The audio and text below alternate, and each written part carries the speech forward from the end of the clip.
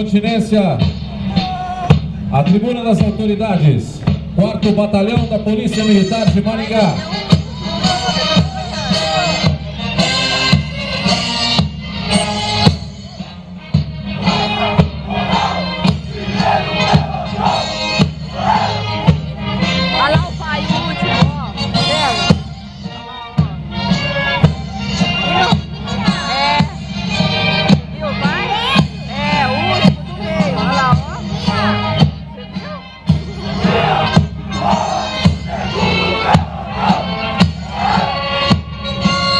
Salva de palmas, 4º Batalhão da Polícia Militar de Maringá.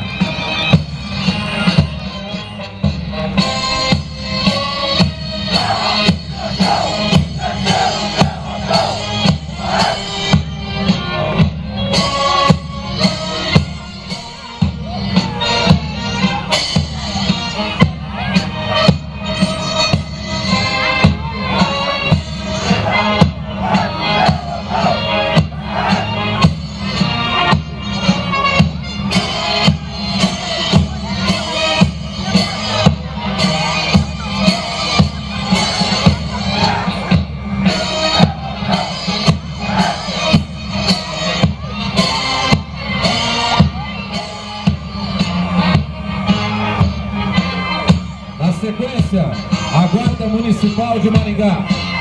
Hoje aqui também muito bem representada a Guarda Municipal, criada pela Lei 671/07, com a atribuição de proteger o patrimônio municipal.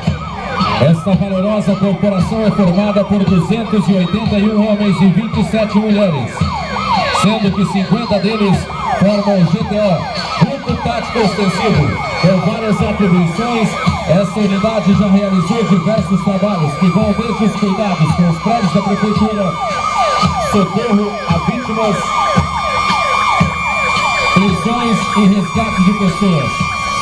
Assim hoje, a Guarda Municipal agradece à administração pelo respeito e pela oportunidade.